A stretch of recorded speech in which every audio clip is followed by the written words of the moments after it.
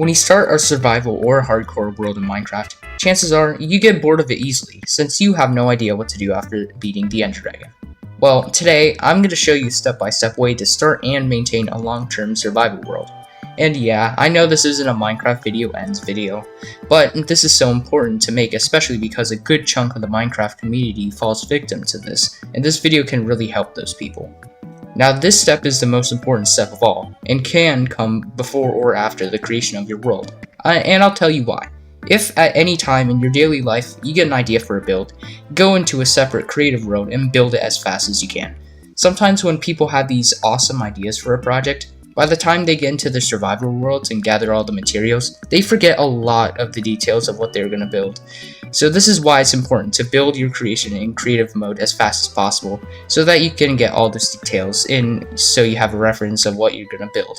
Now, if you're away from home, I would encourage you to sketch your designs on a piece of paper. And if you don't have a piece of paper, use something else instead. J.K. Rowling wrote down the concept of Harry Potter on a napkin while waiting for a train. These eureka moments will often happen once your mind is wandering, at any time, at any location. Try to gather as many of these concepts as possible, as they will come in handy later. Now for the actual creation of your world. After loading in, beating the game should be your #1 priority. Ignore building a house, or anything for that matter. This is cause, chances are, your builds will have at least some nether related blocks in them, and while the end might seem useless, the obsidian pillars offers infinite obsidian since they respawn every time you fight the Ender Dragon. Also, make sure to save an ender pearl for the end islands and grab an elytra before leaving the dimension. If you can't find one, don't worry, although the process will be a bit harder. After beating the game, your next step should be to locate a village and get maxed out netherite tools. The faster you can get those materials, the sooner you can start building.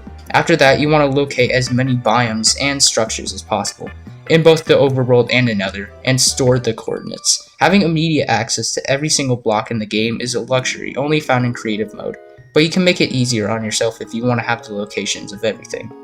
You want to also have transportation to these locations, which is why you got the elytra from early. If you couldn't find one, you should make boat tracks made of ice to all your biomes. This will ensure quick and easy access to your building materials. One of the first things I recommend building in your world is a mob farm. This will not only give you dozens of levels of XP, which is used for enchanting and repairing your tools, but will also grant you easier access to gunpowder, an item needed to craft rockets, which you need to fly long distances with your elytra. You can find good tutorials on YouTube, along with every other farm mentioned in this video. Now, here's the fun part. You can start the creation of your projects. However, I would recommend building other farms first, like an AFK cobblestone generator and normal farms like sugarcane and wheat and carrots. However, these aren't as necessary. Here's one rule of thumb for long-term survival worlds. Always have something to do. I like to organize my projects on a spreadsheet and do them from top to bottom. The build I like doing first is my house, which should be close to your village. When building, always refer to your creative worlds or sketches, which is why the first rule of the video is so important. I like to take screenshots of my creative world builds and have them in a separate tab, so I could get the build down to the exact blocks. After you're done, move on to the next project. I cannot stress enough the importance of having something to do at all times, since not following this is the reason why so many people quit their worlds. If you still don't have any projects on mind at this point, take a break from Minecraft. Go on a walk or something. Do not play again until you have that idea. And if you need to take a break in general, feel free. Minecraft is meant to be a mostly stress-free game. So yeah, that's all I wanted to share with you today. Feel free to refer to this guide whenever you want.